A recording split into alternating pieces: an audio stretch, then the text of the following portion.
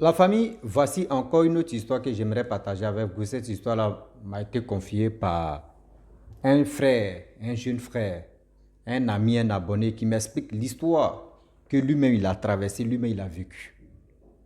Aujourd'hui, j'aimerais m'adresser à tous ceux qui, vraiment, tous ceux qui ont leurs parents qui sont dans le coma. S'il vous plaît, venez, vous allez écouter cette histoire-là. Je pense que vous pouvez quand même sauver vos parents, vos proches, vos amis qui sont dans le coma.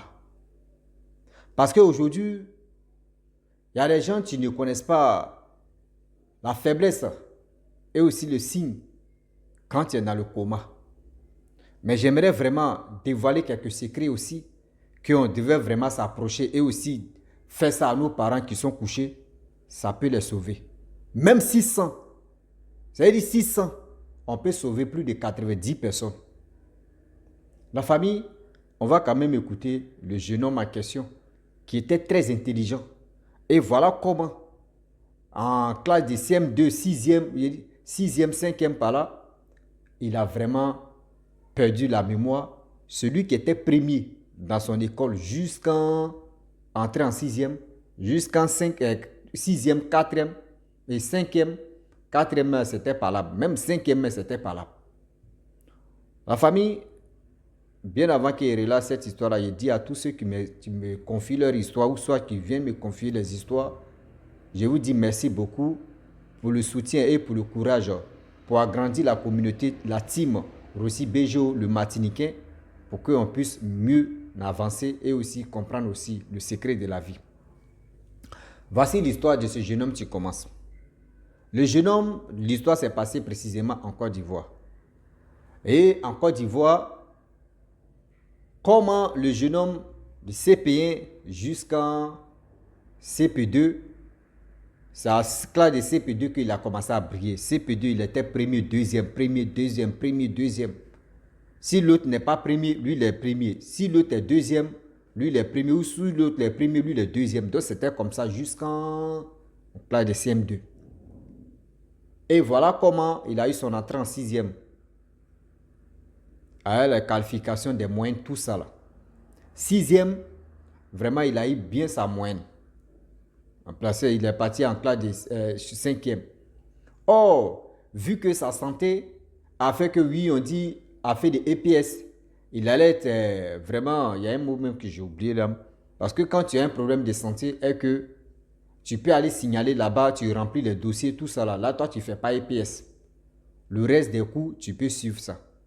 Si j'ai oublié, le mot m'a échappé quand même. Et voilà comment le jeune homme en question, on lui dit, bon d'accord, parce que des sixième, il a essayé, mais il n'a pas pu. Cinquième, il dit non qu'il ne peut pas parce que la santé a commencé à se dégénérer. Donc là maintenant, c'est en classe de cinquième qu'il allait faire les papiers. Et sixième, il a essayé. On dit, bon d'accord, va faire les photos et tes parents n'ont qu'à envoyer les papiers, tout ça là. Donc son père lui a donné de l'argent pour aller faire photo minute. Arrivé là-bas, il a fait la prise. Il est parti à la maison. On dit, faut venir tel jour. Tu vas venir récupérer les photos. Tel jour arrive, il vient. On dit, non, la photo n'est pas sortie. On prend encore. Pour les autres, ça sort, mais pour lui, ça ne sort pas. Plus de trois fois, quatrième fois, le gars dit, ah, oh, c'est lui-même qui fait ça là. Lui, il avait le laboratoire de comment laver les photos, tout ça là. Chez lui-même à la maison. Donc, un jour, il vient, le jeune homme vient, il dit, non, que viens, il va me pousser ton cou, je vais me pousser ton visage, je te donne l'eau, tu vas frotter ton visage, tout ça là. Et puis, il a mis bassine. Lui, il était jeune, lui, il ne savait pas. Lui, il veut que oui, la photo n'a qu'à sortir. Pour que lui puisse aller déposer, il ne faudrait pas qu'il puisse faire EPS en classe de cinquième.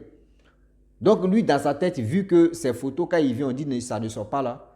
Donc, il a pris, c'est le monsieur qui a mis poudre sur son cou. Et il a pris l'eau, le monsieur lui a donné l'eau, il a mis bassine en bas, il a lavé sa figure, son cou, tout ça là.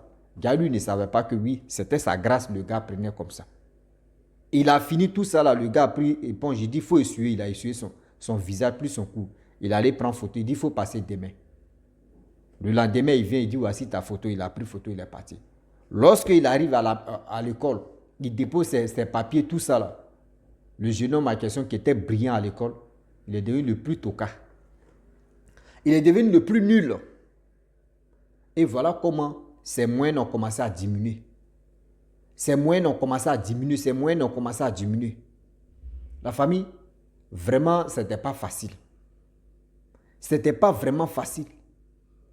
Voilà un jour, il était avec ses amis.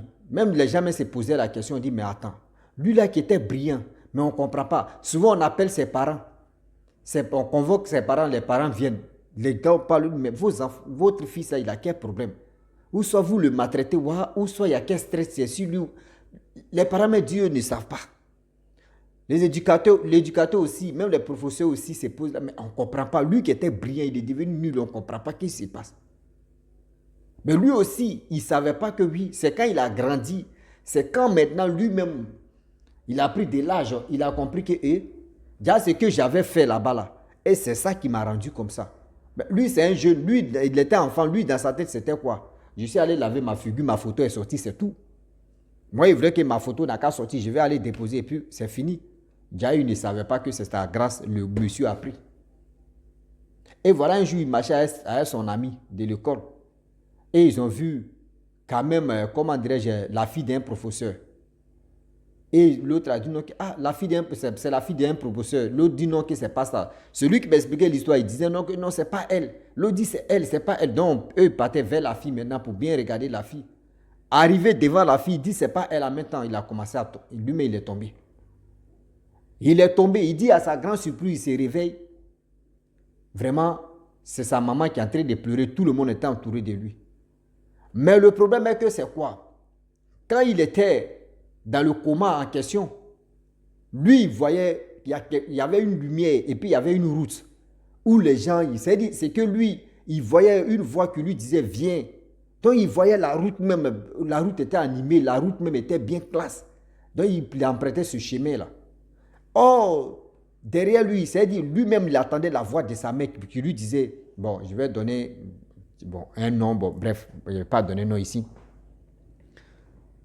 Sa voix, c'est-à-dire sa mère appelait sa fille et son fils pour dire, ok, viens, reviens, ne pars pas, reviens, s'il te plaît, viens.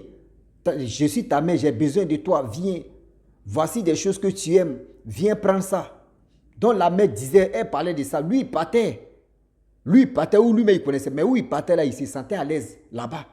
Mais c'est la voix de sa mère, où sa mère disait, viens, ce que tu veux là, voici ceci, viens prendre. Je suis ta mère, viens, écoute ma voix. Donc au fur et à mesure que la mère parlait de ça, lui-même il a dit, ma mère m'appelle. Hein. Où il partait là, il s'est stoppé et puis il s'est retourné. Lorsqu'il se retourne maintenant pour emprunter la voix, c'est-à-dire la voix, mais où sa mère en train de, c'est-à-dire la voix de sa mère en train de sortir, il emprunte le chemin, voilà comment il se réveille. Lorsqu'il se réveille, déjà il était dans le coma, on dit ça fait plus de combien d'heures le jeune homme était couché. Voilà comment ça s'est passé. Il se réveille, il voit qu'il y a autour de lui, il y a des gens, sa mère est en train de pleurer. Et sa mère est en train de glorifier. Ah, vraiment, alléluia, Seigneur, vraiment tu m'as aidé, tu m'as aidé, tu as écouté ma prière, tu as écouté ma voix. Et lui-même, il a commencé à pleurer. Et avec ça, voilà comment le jeune homme en question, ses calvaires ont commencé. Même dans son rêve, les gars, c'est-à-dire il se bat avec des inconnus. Il se bat avec les inconnus, pas possible. Souvent, quand on est là, nos enfants viennent nous parler de leurs rêves. Ah, on dit, ah, c'est des cauchemars. Ah, mon frère, il n'y a pas fumée sans feu. Il n'y a pas fumée sans feu sur cette terre. Oui, il n'y a pas fumée sans feu sur cette terre. C'est pour vous dire, l'histoire d'aujourd'hui, c'est pour vous dire. Dès le début, je vous avais dit non que oui, vous qui avez les parents, nous qui avons les parents qui sont dans le coma, vous qui avez vos proches, vos amis qui sont dans le coma, s'il vous plaît, vous qui côtoyez la personne, vous qui aimez la personne, vous qui marchez avec la personne, regardez bien ce que la personne aime beaucoup. Quand lui-même il n'était pas dans le coma, il aimait quoi? Ce que lui, il aimait là, parler de ça avec lui, dans ses oreilles. Ah, viens, mon frère, viens. Mon frère, viens, mon ami, viens. Voyez ce que tu aimes là. Voici ceci, voici cela. Viens voir. Viens voir seulement. Viens, tu vas prendre. Où il est dans le coma là-bas, là. Lui, il est dans l'autre monde. Même s'il était malade, même s'il était handicapé, même s'il avait plaie sur lui, même s'il était ceci, le monde où il se trouve là-bas, là, il est en bonne santé. il n'est pas malade, il n'est pas handicapé, il est normal là-bas. Donc c'est à vous, vous qui êtes ses proches, vous qui êtes ses parents, ce que la personne aime là, dites-lui dans ses oreilles. Dites-lui dans ses oreilles. Essayez ça, vous allez voir. Essayez ça, vous allez voir. Ce que la personne aime là, dites-lui. Ça fait que la personne veut, il parle pas. L'homme est curieux. C'est-à-dire l'homme même est curieux dans sa vie. Par sa curiosité, il va venir voir. Malgré il est dans le coma, il va venir voir. Mais ce qu'on me propose, je vais voir au juste c'est quoi au juste. Ce que j'aime là, attends, je vais voir. Souvent, il y a des gens qui sont dans le coma. Vous êtes à côté d'eux. Et puis, vous parlez des choses, etc., etc. Et puis, arrivé un moment, la personne sourit. La personne sourit, c'est-à-dire c'est un signe. Continuez toujours à dire des bonnes choses. Continuez de dire toujours des bonnes choses. La personne va sourire. Ou il va sourire, il va commencer à ouvrir les yeux. Et c'est dans ça maintenant, ça va commencer à aller. Mais si vous êtes autour de la personne, vous parlez des paroles qui n'ont pas de sens. Lui-même, il va dire, mais attends, celui-là, mais rencontre quoi? Il va rester ici. Et c'est là souvent aujourd'hui, nos parents, nos proches, d'autres mais restent dans le coma. Voici l'histoire de Tonton Bouba. Un jour, Tonton Bouba avait expliqué l'histoire où il allait vraiment, il allait à l'hôpital. Oh, lui-même n'a pas décidé d'aller à l'hôpital. C'est des parents qui l'ont appelé pour lui dire non, que voici notre fils qui est malade, qui est dans le coma. Il aime beaucoup ton affaire. Ceux qui connaissent Tonton Bouba aux autres vacances, celui qui aime vraiment jouer avec les enfants, celui qui connaît le cœur des enfants, celui même quand nous on était petits là, nous on rêvait, me dit Tonton Bouba, nous on marchait, Tonton Bouba, ah Seigneur, Tonton Bouba aussi a fait feu, hein? Non, c'est quelqu'un, c'est un papa qui aime, qui adore les enfants sérieusement. Et voilà comment Tonton Bouba s'est déplacé parce qu'ils ont dit non que leur fils est dans le coma. Il aime l'affaire de Tonton Bouba. Il aime, c'est-à-dire quand Tonton Bouba est en train de faire ses oiseaux là, ou émissions là, le petit garçon il est toujours là. Il imite aussi Tonton Bouba. Mais ça fait quelques temps que, ou quelques jours, ou quelques semaines que oui, le petit en question il est dans le coma. Les parents ils ont décidé de rentrer en contact avec Tonton Bouba. Il est venu à l'hôpital.